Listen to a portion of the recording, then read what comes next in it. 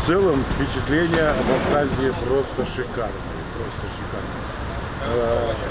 С самого начала начну, что народ просто замечательный. Красоты тут неописуемые. Я скажу, что я практически ничего не успел посмотреть. Вот, хотя много, две экскурсии посетил, но я считаю, это вот маленькая капля. Оценки самые наилучшие. Как правильно вы сказали, это сегодня день завершения нашего первого с пассажирами регулярного рейса. Приходилось общаться с нашими пассажирами.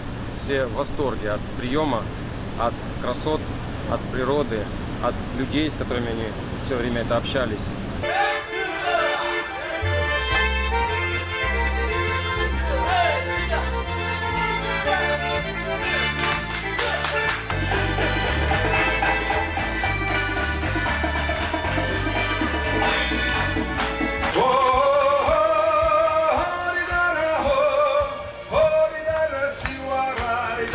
Отлично, музыку.